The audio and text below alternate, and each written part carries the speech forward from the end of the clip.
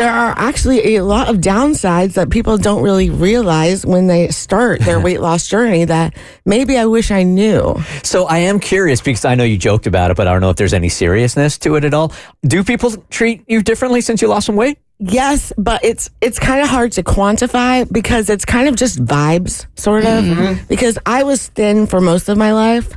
I gained a significant amount of weight, like about 50 pounds within the span of a year, my junior year of college. And the difference between just people I didn't know, how they treated me, it's like I almost became invisible when I gained a lot of weight. Like people didn't open doors for me as much. People were just not as kind to me in general. But it's not something that I can be like, okay, that stranger's definitely treating me that way because I'm overweight now. Yeah. I see. It's just kind of a consensus. You could feel it. All right. Yes. And if you're wondering, like, what's her secret to losing weight? Cancer. Yeah. Get yourself a little tongue cancer. Yeah, it's funny. If you get a fourth of your tongue cut out, it makes it harder to eat. Oh, no. You could have just done Ozempic, okay? You didn't have to go to these lengths. True. That was an option. This might be healthier. I think so. Yeah. So about a year and a half ago, I was at my heaviest weight. And so in the span of that time today, I have lost 49 pounds. What? Wow. 49. Damn. Yeah. I almost said 50, but I have integrity as a journalist. I can't round up. And people who, I'm curious to know, for people who are not familiar, like with the cancer journey you've had this past year, when they see you and they're like, oh, girl, you look great. You lost weight. How did you do it? Are you just like, no, like this cancer? Oh, that's my favorite thing to do. Yeah. I figured. Like seeing people's faces fall when I say, yeah, the secret is cancer. Yeah. It's pretty funny. But no, they're being nice and I appreciate it. But yeah, I realized kind of quickly that there are some downsides that I didn't expect. And this was all kind of inspired by what happened a couple weeks ago when I was trying to go to sleep.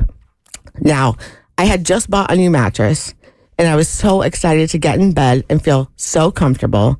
And that night I was just tossing and turning and I could not get comfy. And I was like, what is in this mattress that is like poking me so hard? I cannot get comfortable. It was my bones. Haven't felt those in a while. Yeah, my rib cage, I can just suddenly feel. I just didn't have the cushion anymore.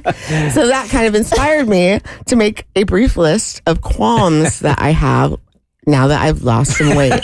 Okay. Number one, you would think that clothes would fit better, but whose clothes? Not mine. I'm Bella Hadid now, and I can't fit the clothes that used to fit me. I'm curious about a mentality here, right? Okay, so you lose the weight, the clothes don't fit anymore. Do you immediately get rid of those clothes, or is the mentality that, well, maybe I'll put the weight back on, maybe I'll need it, or is it a shut door? I feel like I'm in the middle right now. I feel like I could definitely give my clothes away, and I think that I'm sort of teetering onto that edge, but I have not pulled the trigger yet. Okay. They're kind of in a box, and I'm just thinking, okay, am I going to get there? I don't think I am, hence the tongue, making it harder to eat. Yeah. But you still don't have taste? I can taste because I have the majority of my native tongue. And your mouth has taste buds too. Okay. But yeah, the arm tongue can't taste. Yeah, right. Wow. The grab from the arm. Yeah, there's no taste buds in there. Yeah, there's no taste buds on your wrist. Yeah. Therefore, there's not going to be any taste buds on that part. Yeah, unfortunately, it didn't work out that way. And then number two, now that I have nary a summer short nor skirt, clothes are really expensive. And I don't have the money to just go and buy a whole new wardrobe. Plus, I'm still kind of losing weight, so I don't really know where my body's going to land. I got to wait for the scale to let me know. So that's expensive. Number three, I'm really cold. Now I need a cardigan when I'm sitting in studio or sitting in an office or something. And I used to be much more well insulated. I need cardigans now. And kind of similarly, I don't float very well anymore. Not as buoyant. I'm not buoyant anymore. I can't just kind of float in a pool, just like enjoying my peace. I'll sink, and that's a hazard. Oh, wait, this one really sucks. People sit next to me now on public transportation. Oh, that's the worst. That is awful. I guess when you're overweight, people are like, they're afraid for some reason that maybe like the fat is catching or something, but they don't want to sit next to you. I guess they think you'll like impede their space or something. It's always been, it's annoying, but also I like my space. So this is And a now good I don't have it anymore. Yeah. These observations are fabulous, by the Hilarious. way. And finally, I used to have a pot belly, which, I was fine with. I thought it was kind of cute, actually. It jutted out and it was like round and firm. And now I have a plastic bag belly.